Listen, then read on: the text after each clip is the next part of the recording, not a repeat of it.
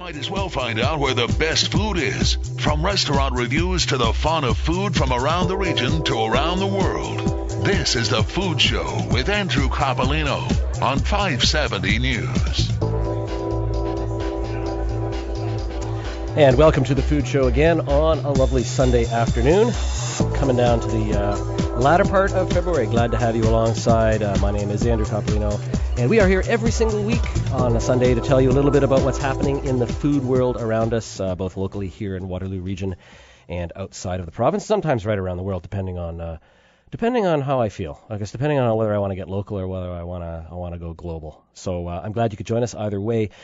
We have a couple gentlemen in the studio that I want to introduce you to right now. First, we have Brian Banks from Nutrition for Learning. Brian is actually the Community Development Office for that great organization, Nutrition for Learning. Welcome to the show again, Brian. It's been a couple of well, maybe a year or so since you've been here, but it's good to have you back. It has been a while. I'm glad to be back. I got lots of great things to talk about, and always really, learn. One thing not to talk about. Don't give it away, though. Yes. That's going to be a little bit of a teaser. I'm glad you could join us. Again, Nutrition for Learning, great organization. One of the things, and I'm going to comment on this in a later piece that I'll write or that I'll speak out for the for later in the week on the radio station here at 570, is the great food events that happen in Waterloo region. Some of them are for profit, some of them are not for profit, but I think it's the clarion or the whatever it's sort of announcing that there's a really good food culture that's starting to grow up here, both in the way we support nonprofit organizations as well as just people just stimulating the economy through food. So Nutrition for Learning is one of those organizations that I think really has a big role to play in helping people get good food. So glad to have you here. Also joining us is Kelly Daly. He is from the House of Friendship. He is a public relations volunteer, and he is the reigning soup idol for the House of Friendship. Welcome to the show, Kelly. Thanks, Andrew. It's good to have you here. We haven't met, but again, House of Friendship is another one of those organizations like Nutrition for Learning, which helps the people who have a little more trouble than usual feed themselves. So it's great to have you along. How are you? Doing good. Glad to be here. Excited. How are things at House of Friendship?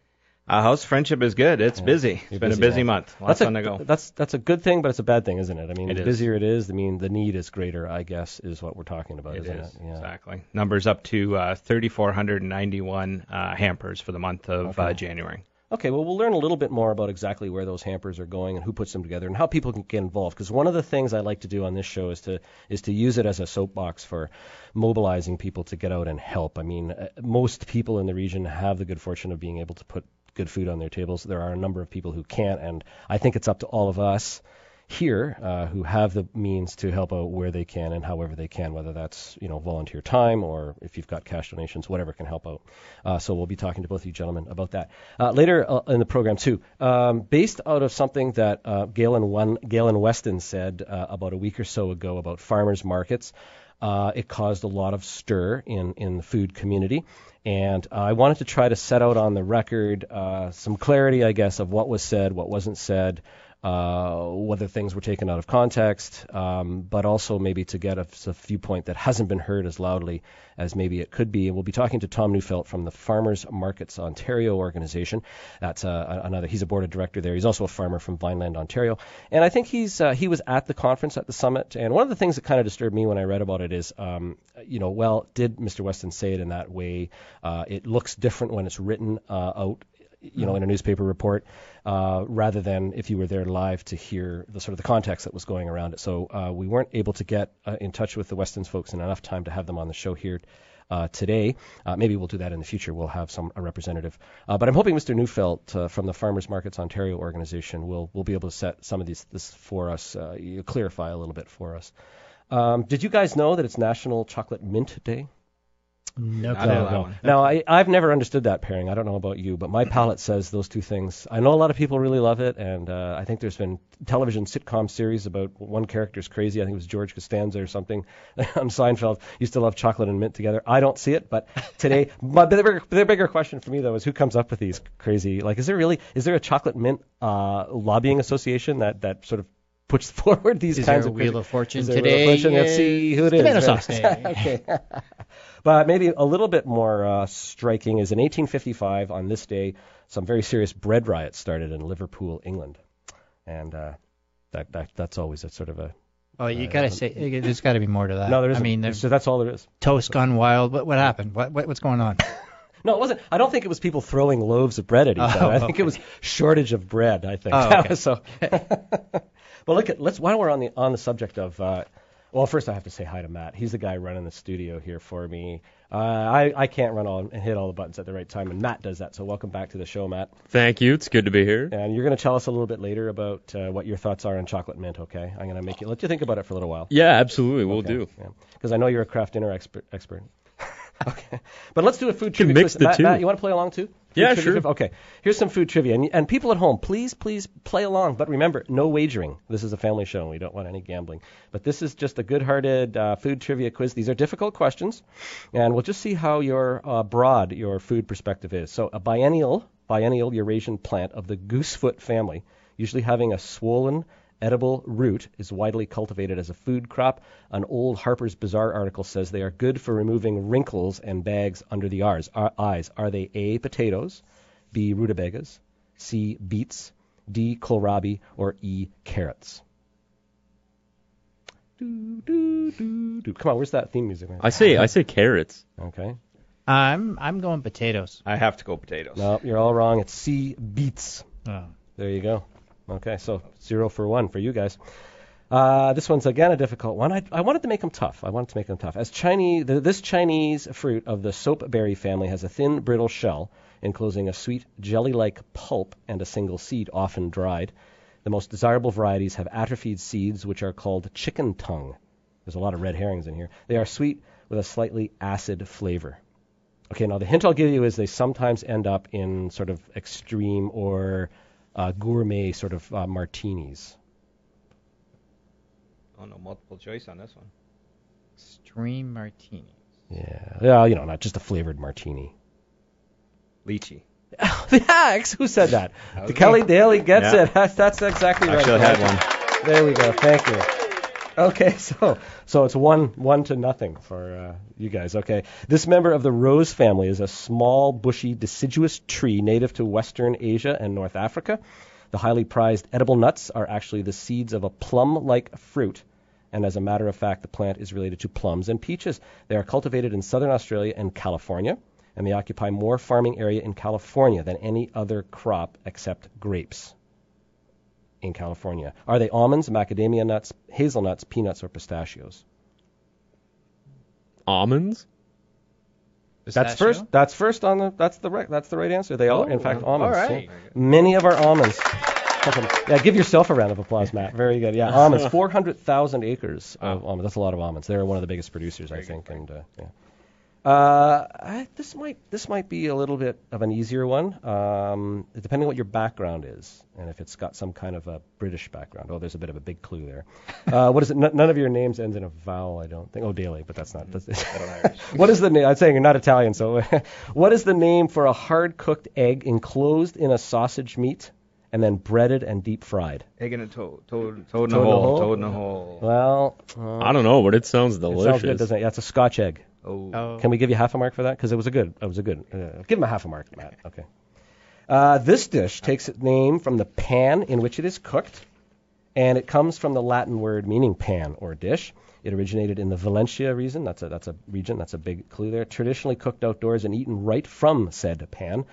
What is the name of this Spanish dish? And 2 ingredients common in all variations of it. So the pan is the name of the food, but it's also the name of the. In Spanish, it's the name of the dish itself. Paella. So it's paellero is the actual dish, and you cook that together. And the 2 main ingredients, of course, are rice and saffron. Always rice and saffron. Okay, so 0 on that one, right? Yeah, okay. That's hard a tough question. One, but that's one of my favorite things to do. I do it on an outdoor little wood burning barbecue, and by the time you get the smoke coming up from the barbecue onto all the ingredients, it's just it just gets that nice heavy smoky flavor, and it's just wonderful. And then you put it on the table, and people just basically take scoops of it from around the edges as it cools and eat it. It's a great dish. And you're right, Brian, you mentioned fish, but they often put seafood. I think there could be rabbit in there, a little bit of chicken, chorizo sausage. So Great. And So paprika. I know where I'm going for dinner tonight. Yeah, sure. Come on over. You can barbecue today if you want in the backyard. -10. Okay. I barbecue, but I have barbecue in my garage. I know I'm not supposed to do that, but I stay with it all the time because I love to barbecue, but it's too cold to stand outside and shovel the thing off and all that. All right. What food products come from a rare species of tropical American orchid? A food product that comes from a rare species of tropical American orchid. And I would say it's a flavoring more than an ingredient Where you'd do eat you by guess itself. that from? Yeah. Buzz. You eat it all the time in various forms, in ice cream, for instance. Vanilla. Yes, it is the vanilla bean. Yes, there we go.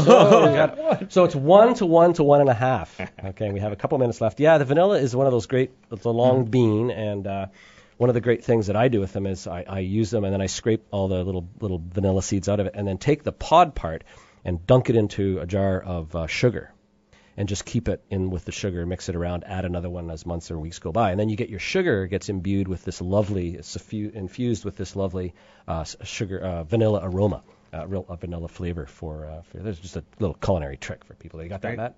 I Put that in your craft dinner. Okay, this is an ancient dish mentioned in Greek and Roman literature, but the modern version from Spain contains 2 ingredients from the New World, which did not arrive in Spain until the 16th century. It's classified as a salad in Andalusian cookbooks, but Americans call it a soup. What is this confusing dish, and what are the 2 New World ingredients? That's a Spanish soup. Oh, that's a big clue. Gazpacho? Yes, gazpacho, exactly. Yes, 2 New World ingredients then would be tomatoes and peppers, green peppers. So those are things that started off here, traveled back across the sea to the Old World. Very good. So we got 2.5 to 1 to 1. Okay, so Mr. Daly's he's the soup idol for a good reason, I think. What food-related term did Shakespeare use to refer to a time of youth, innocence, and inexperience? I believe it was from Antony and Cleopatra. These are our hardest questions I've ever had to try to answer. Salad days. Our salad days. That's Shakespearean. There you go. This one's pretty hard. Deepwater fish from New Zealand. It increased in popularity in the U.S. in the 1980s and 90s. It had a mild flavor, white flesh, and firm texture. One of its names is Slimehead. What is its commercial name? That one wasn't a good marketing tool, and someone made a good decision a long time ago not to put it on the supermarket shelves or in the fish stores as Slimehead. You won't get it at all. Although I'll tell you, it's a banned fish according to like Seawise and those Oceanwise because of its endangered nature. It's the orange roughy. So if you see orange roughy on a menu, it's really a slime head, and you shouldn't eat it because it's a ban. And it doesn't taste like orange. And it doesn't taste like orange, no, and it probably doesn't taste like slime either. But we'll hope not, anyway. So congratulations, and thank you for playing. Kelly Daly is the winner. This on Bread Riot Day in Liverpool. I have Kelly Daly with me in the studio from the House of Friendship. Brian Banks, also from Nutrition for Learning. We do have to take a short break right now. When we come back, we'll talk a little bit more in depth with Mr. Banks as the Community Development Officer for Nutrition for Learning. Please stay with us. You're listening to 570 News.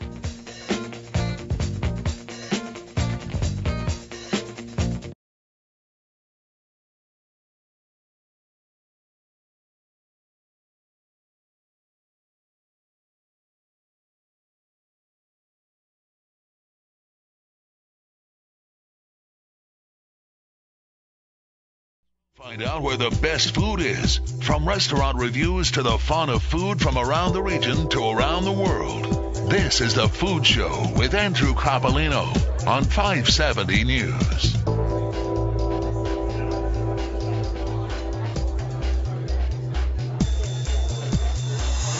And here we are again. Thanks for joining us again on The Food Show. Back again for the second segment. And in 1906, on this day in 1906, Battle Creek Toasted Cornflake Company was founded by Will Keith Kellogg to manufacture breakfast cereals. So cornflakes were born.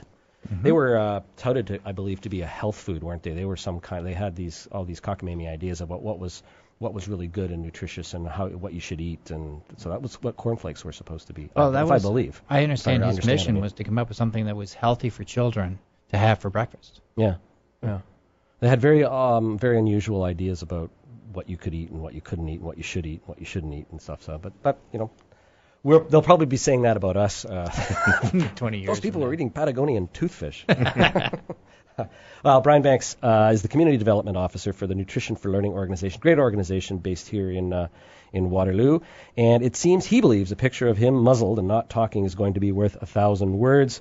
But none of those words will be coming from his mouth. Brian has an interesting fundraising initiative that he's about to start. Brian, first tell us a little bit about Nutrition for Learning, what the mandate is, who you guys are, what you do, and just a little bit to let people know what's going on. All right, thank you. Well, Nutrition for Learning, our mission statement is to ensure and enable every child to learn by ensuring that they go to school well nourished, that they have the proper food to make it throughout the day. 1 in 10 children will not have enough or the proper items to make it through the entire school day. Mm-hmm. So what we try to do is, and you know what it's like when you're hungry, and you're not concentrating, you're not working. What if you could just reach out and get something from a snack bin? Let's say in the office. Or remember when you were at home and your mother always had something on the table? You could grab something, and it fills you up. And the stats are out there. Eating before a math test alone will improve your marks. Whether you're more energetic, your marks go up, there's a social dynamics to it, et cetera, et cetera. There's a lot of information, a lot of stats that we can tell you. And check out our website at nutritionforlearning.ca, and that'll help out as well. We currently are running 130 programs across Waterloo Region. That's about half the schools that are available, and that feed about 9,000 students a day. 9,000. Yeah, whether it be a breakfast program, a snack bin kind of idea, or lunch. This is across the region. Across our region. And what just give us an idea of how many students there would be in total, not in the program, but itself in the region. Is there 100,000 students? I don't know how many students there would be. A huge number or a small number or relatively? It's a larger number. I believe it's about 150,000 or more. So you've got We're about a almost small portion 10,000 of it. about that, though. Yeah. All right. And that can make a big difference, I guess, to a whole family, can it, knowing that the kids can go to school and there can be this program there waiting for them. Where do you get the food? How does the food end up in the schools? Well, we have some major sponsors, but we work with coordinators, and the coordinators and the volunteers actually run all of these programs. There's about 600 people taking care of these programs across Waterloo Region. They'll go out and purchase the foods as necessary, and we have strict guidelines on what we need to do. We want to make sure we're working with the Canada Food Guide, etc. We also work with the Department of Health of Waterloo Region, and we set out some certain rules. So, as I say, you're not going to see Pop-Tarts for breakfast at one of our programs. Right. Kind of idea. Right. That being said, total numbers will be about 12,000 people, but you're going to see them. They're different in every single school that's out there. Some may have as many as 100 or 200. Some may be 1 or 2. Some are 10. Once again, every school is like a fingerprint too, because of what, say, the type of students that are there, different ethnic backgrounds, and the feasibility of being in that school. Some have a magnificent kitchen. Some work out of a closet, and maybe a fridge. I'm speaking with Brian Banks. He's the Community Development Officer for Nutrition for Learning. How do you identify the children? How do you know what process goes through? Do they self-identify? Is it sort of an outreach program with sort of social worker types that can know who the target has to be, or how does that work? Or is it just open for anybody that needs it? It's in the high school. It's a little bit more identified through the children and youth workers. However, in general and elementary, it's universal. Everyone's welcome to come. Okay. And we've talked to every one of our sponsors, every one of our donors, and everyone involved. And that's the way we want to keep it. This is open to everybody. Right. I sometimes say you'll feed 10 to get to the 1. That's great. Okay. But everybody is welcome. Everybody can come. And everybody can support it in different ways, too. Whether it be money or coming to help set up or bringing in some food. Some parents who bring in certain bags of apples or bread or bagels, or volunteer to actually help with the program, too. So Excellent. we always make it universal. Everyone's welcome. And you have an interesting initiative that you're about to start where you're going to give up something. This Live Free campaign is challenging people to give up something for a few days. What are you giving up? And it's, I guess, designed to generate some income, some money, some fundraising cash for the organization. Tell us about that. We have several fundraisers, and this is one of our largest ones, and it's on Friday, March the 2nd. And it's a day that we ask everybody to think about living free of something. If anything, it allows you to think of how blessed we truly are and what we could give up. and then ask other people to donate towards your campaign. You can donate online or donate in person. We have all the tools to help you out. Now, we're doing this 3 ways. We can Live Free at School, and if you go to our website, you'll see there's about 38 schools involved, and you can donate to a lot of them online or take it to the school.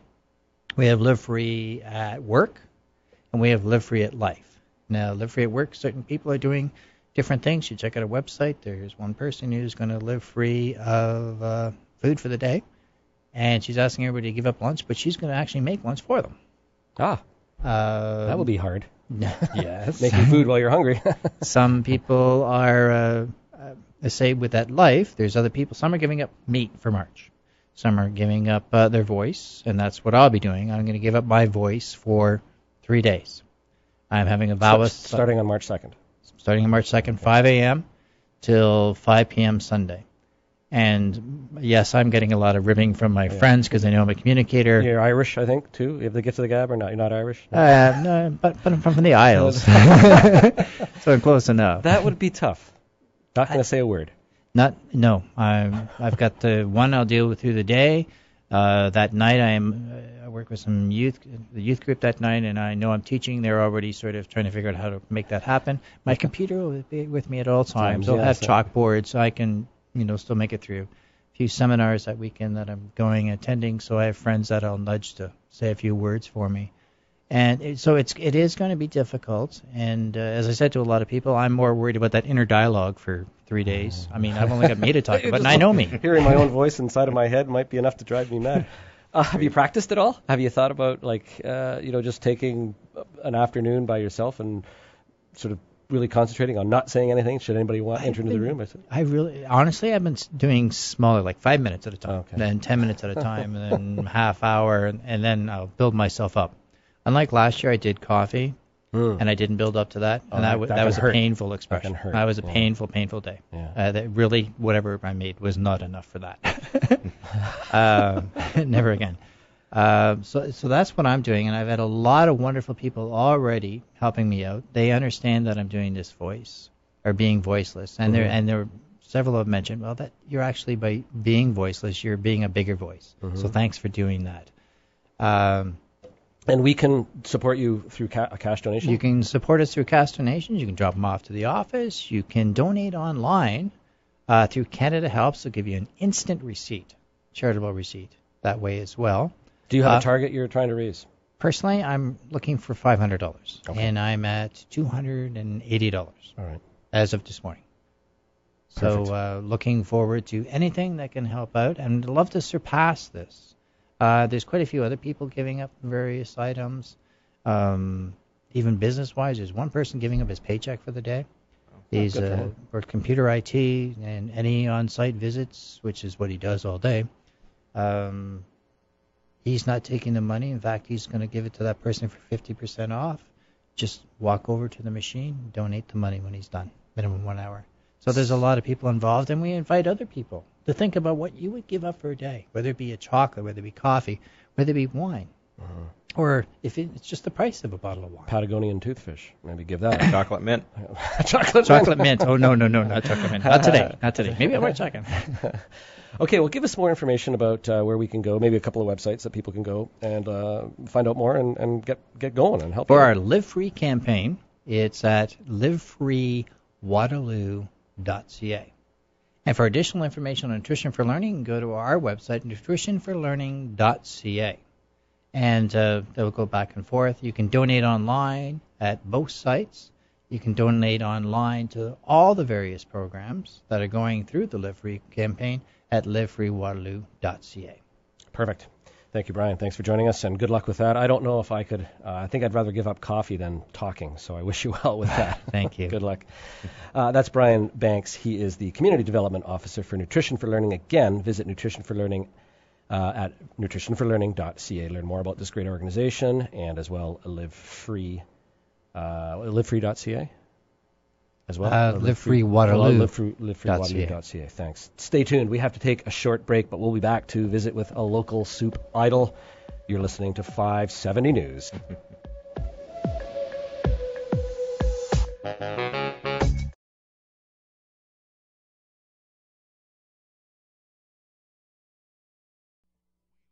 To eat, you might as well find out where the best food is. From restaurant reviews to the fun of food from around the region to around the world. This is The Food Show with Andrew Coppolino on 570 News.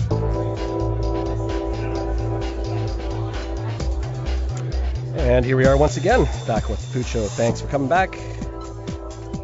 In 1913, on this day, February 19th, Cracker Jack began to put prizes in each box. Did you know that? Poor kids before that. I used to like... Yeah, that's right. Those poor kids.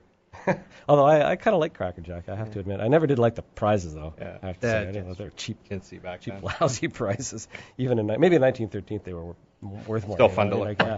Because they had less, right? So they probably got like a real Jack, like. Yeah. And maybe they could actually play with it. Anyway, we should point out, talking about, I guess, giving things up and Lent and whatnot, that Pancake Luncheon for the Child Witness Center is coming up on February 21st, of course, Tuesday. It's $11 per person, and it's the 14th annual luncheon. It's a buffet between 12 and 1:30 in the ballroom at Delta Kitchener, 105 King Street East.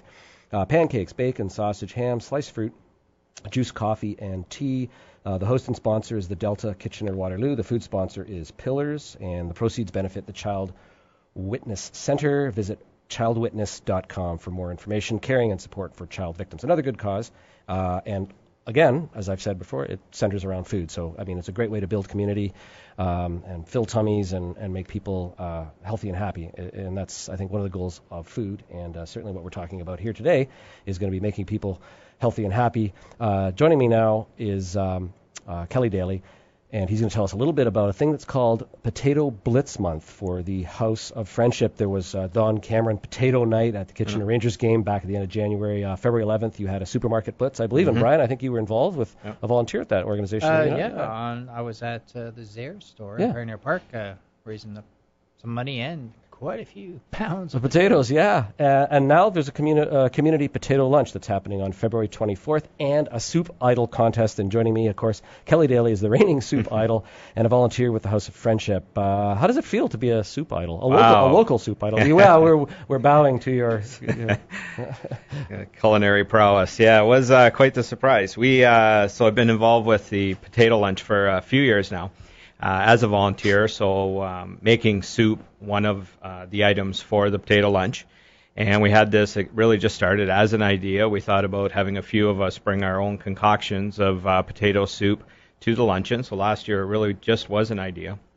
And we allowed the attendees to get a little chit and vote on it. So it really has exploded. I think you're going to hear a lot more about it. And this year we have some celebrity judges, yourself included, coming out, and we're hoping to local celebrities. We're hoping to increase the participants' submissions as well. Well, let's back up a little bit and just tell us a little bit about what House of Friendship is. I think people have probably seen signs on the road. Maybe they don't know exactly what you guys do, so this is your opportunity to sort of tell us a little bit about the organization and what it does. Yeah, so absolutely. So the House of Friendship, among many other things, certainly has been around since 1939, local Christian background faith organization, and supports both the food hamper program and the food bank in the region. 1939, I had no idea that it was going back all that time. Well, it makes sense, I guess, in sort of Depression years or whatever. And as I mentioned earlier, the need is, and as you allude to, Andrew, the need is increasing. So they saw almost 3,500 food hampers go out in the Kitchener-Waterloo region just in the month of January. So constantly, raising food and resources to help our local needy. And they set the target this year. We saw an early need for about 200,000 pounds of potatoes or equivalent in cash to get us where we needed to be this year. And through these three initiatives in the month of February, we've already hit the equivalent of 188,000 pounds. So we're really hoping this luncheon will... Just tell me what 200,000 pounds of potatoes looks like. I mean, are we talking a tractor trailer? I haven't seen it. Yeah. It's everywhere. It's stockpiled everywhere at the food bank and in different storage. And it is an equivalency of potatoes and cash donations. I see. Brian and I were chatting earlier, and the money actually can go a lot further than the potatoes. Potatoes are needed and always appreciated. We love seeing them at the Don Cameron night. We love seeing them come. The Rangers fans always give generously. So they actually just throw all these potatoes on the ice. Is that right? That's a teddy bear. Oh, the teddy bear. Right, okay. I was going to say that could make a mess. Yeah, but it is incredible, actually. It's just Don Cameron night is phenomenal event, and it's amazing to see those Rangers fans bring their potatoes. There's one person that brings a 50-pound bag, so if you know what that looks like, it's about 4 feet high. They bring that on their shoulder every year. Wow. So all the potatoes, of course. Those Rangers are great, aren't they? I mean, couldn't you attach anything in Kitchener, Waterloo, and Cambridge, and I guess in the region, attach anything to the Kitchener Rangers, and you'd be able to have an instant successful really event. They're just such a great draw, such a great organization. Really so is. I'm glad they're helping out like this. You have a culinary background. Well, we've discovered off camera. Bit, yeah. You're a trained chef. I am so. And you spent a number of years doing it. Yeah, correct. And then got the hell out, I guess. Got the heck out. You got it. Hard work, I always isn't it? say I ran from it. That's right. The rat race. And so formally trained at a school like a Conestoga College or Yeah, or Humber or something absolutely. like that? Started locally in Conestoga College, and from there. So tell me about how you got to be the idol. What was your recipe, I guess, as it were? Well, and are you entering again this year? I am. I have to go back and defend the title. Okay, yeah, and we've got a couple of other contenders already, and a few idol threats. So pun intended. Pun intended. But, very good one. Very good. Yeah. Good radio pun. Yeah. Mine is a creamed bay soup. I will say derives from the French cuisine, so that tends to be my flair. How many contestants will be challenging you for your crown? I think we've got about 5 right now. We're hoping to have about 10 by the end of the week, by Friday. Are there notable people? Are there city councillors, mayors? We premiers? haven't. Not that I'm aware of yet at that point, but we do have Wendy Campbell, executive director from the Food Bank, as well as Liz Payne, who's a board member from the House of Friendship. Okay. So I better bring my best tasting spoon and palette, Absolutely. and we'll be juging that. Yeah. Okay, is there any other details that we need to know about this event? You want to tell us where it is? Yeah, and absolutely. anybody can come and they can make basically you're free to give, I guess, donate. Absolutely, Andrew. So it's absolutely complimentary. It's House of Friendship's way of saying thank you to the community for the donations we've received so far. But donations, of course, are accepted. We're looking for that last difference between the 200,000 target and 188,000 pounds raised. We're hoping to top that off at the luncheon. It's this Friday, the 24th, from 12 till 1 at St. Andrew's Presbyterian Church, Queen and Weber. Parking is limited. First come, first serve, but all are welcome. The menu is a vast array of potato dishes, all homemade, I might add. We have several soups, baked potatoes with all the toppings, shepherd's pie, chili, including a vegetarian option. No need to RSVP. Just come on out and show up. We'd be happy to see you there. That's great, and they can get more information by going to your website, houseoffriendship.org, and they can get all these details. Thanks a lot, Kelly, for joining us. Thank you, Andrew. Pleasure to have you here. Thank you. That's Kelly Daly. He is a board of director with the and a volunteer of the House of Friendship organization. And please visit houseoffriendship.org and please support their efforts to fill up the rafters, right up to the rafters with potatoes and other support for this great organization as well. We need to take a break. We're going to come back and talk a little bit about, I guess a misspeaking that occurred through our friend from Weston's, Galen Weston. And we'll be talking to a farmer from Farmers Markets, Ontario, just to get his perspective on how things went down. And we'll get a little bit of perspective there. I am Coppolino. This is The Food Show. You are listening to 570 News.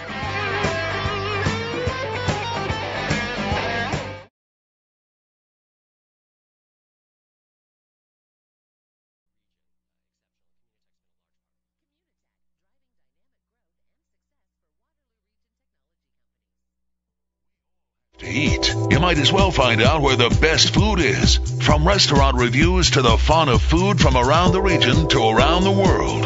This is The Food Show with Andrew Coppolino on 570 News.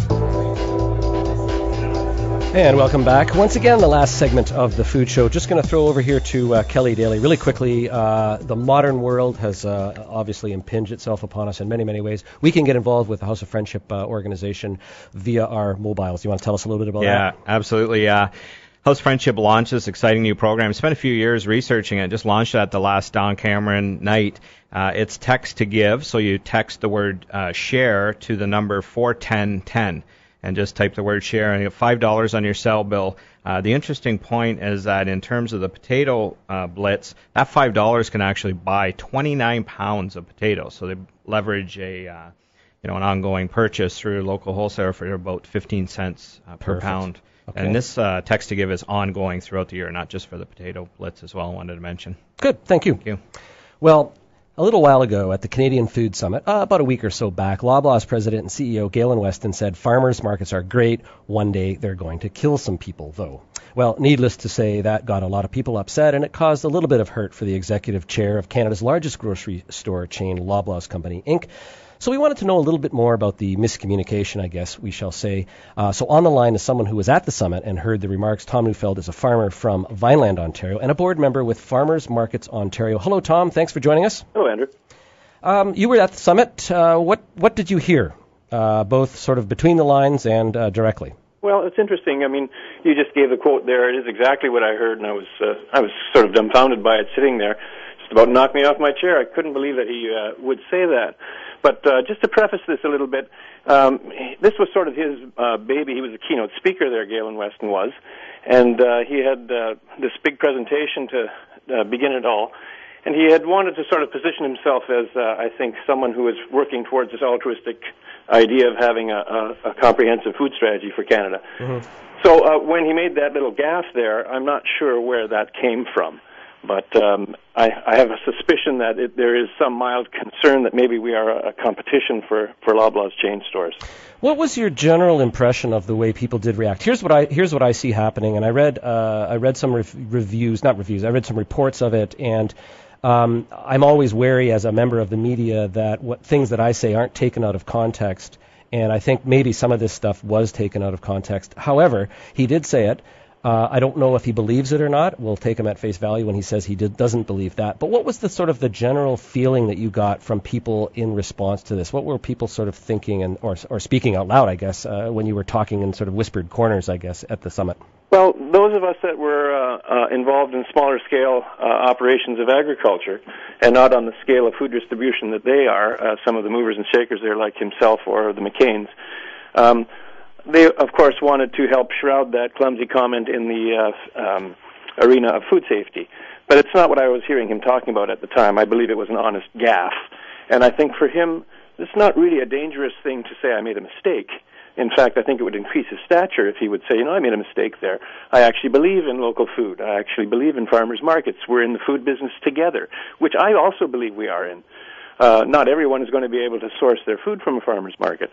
So I think it's just a matter of him finding the courage to say that he made an error. That's where I'm at with it. Okay. I just want to, again, in the interest of balance here on the radio show, what we're trying to do is show both sides of the story. I couldn't get a commitment from them at a late notice to get someone from Loblaw's on the line. But they did send us an email today, which is just this morning, and I've only read it through quickly once. And I'd like to read the first couple of paragraphs here, Tom, and if you could maybe give me your reaction to it. Sure. And I hope it will then pose the other side of this story. This comes from Julia Hunter, the Vice President of Public Relations at Loblaw's, and it is something that Galen, Mr. Weston himself, has written. I appreciate the disappointment about my remarks. It was an ill-phrased comment, and people are well within their rights to be disappointed and frustrated. I welcome the opportunity to discuss the subject because I am equally disappointed and frustrated at how my comment has resulted in people completely missing my overall message that a comprehensive food inspection regimen for small farmers will help, not hurt. And that Loblaw is an ally to small farmers, not an enemy. My speech was clear on that, and so is Loblaw's track record. The primary message in my presentation was that the Canadian food system is, as it currently works, needs to change, and that more local forms of production and distribution need to be a part of that change. I celebrate local producers and the rapidly growing role they need to play in feeding the country. By highlighting food safety, I was calling out for action, asking for resources to be added to the regulatory system to make food grown by small producers easier to buy and sell. Now, I can't read the whole rest of the letter, but if you go to www.cpac.ca, you'll find, I think, some information about where this letter also emanated. What's your response to that, Tom? Well, the idea of having greater food inspection, I mean, I don't think anyone would agree or would argue with that that's a problem. However, I would argue that there's plenty of inspection from public health units through farmers market systems that's going on. and we have never had a serious recall or problem with food sales through the farmers market system. So to be fair, if he's talking about if he would like to expand on the idea of a greater uniformity in inspection, there may be space for that, but I don't think it's an urgent problem. In comparison, I think some of the problems which you've seen in industrial food distribution, like the McCain problem that they had a few years ago, listeriosis, I think these are much bigger issues to address rather than farmers markets. And I think the emphasis should be on the industrial processing of food, the industrial distribution of food, if you will, rather than small-scale fresh market systems. I don't think there's a fair comparison there.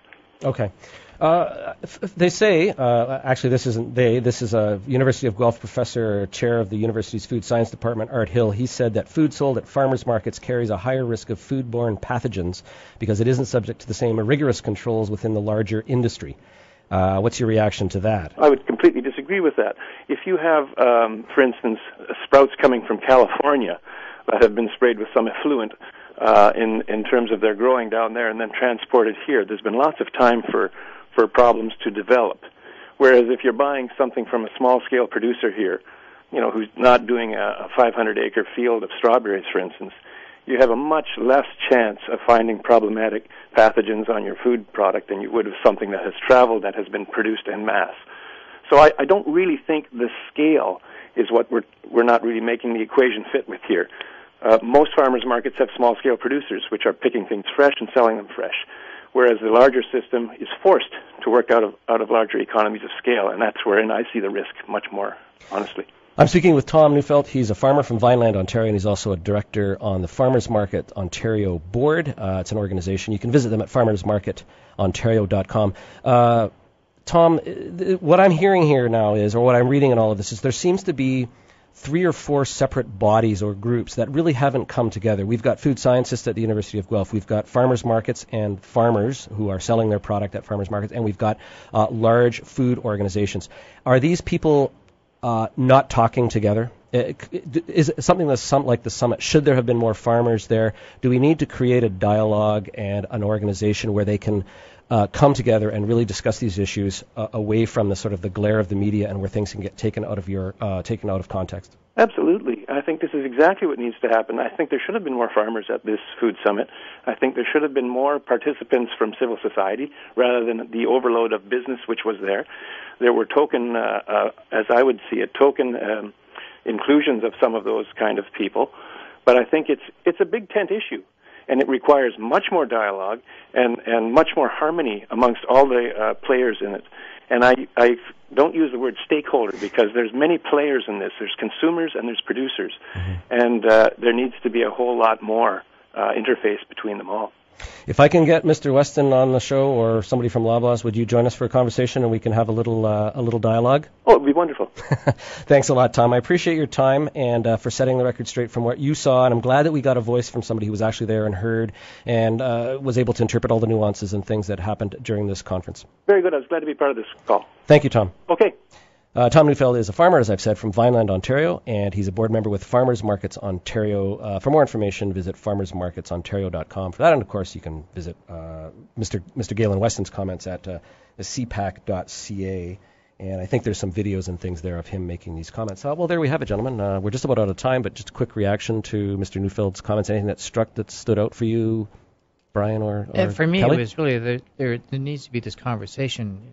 Not only producers, but the consumers as well, like you said, and the markets. And I applaud what they're doing. Okay, quickly, Kelly. Hey, all I'll say is, as a savvy food consumer, I just like to shop grocery and farmers markets. I like there you go. That's savvy and very political too. That's it for the show for this week. Thanks to Brian Banks of Nutrition for Learning and Kelly Daly of House of Friendship. Tom Neufeld, of course, of Farmers Markets Ontario. We also like to thank our personnel here at 570, our internet producer Jordan Carbone and Catherine Drake, and studio operator, there you go, Matt Carey. Visit 570news.com for an archive of past shows and follow the Food Show at twitter.com 570food show. You read my article in the Kitchener Post each and every Friday. Join us again next week. It's our regular Chef's Round Table with a secret black box cooking competition for the radio. Remember, eat wisely and eat well. And thank you for joining us here at the Food Show, only on 570 News.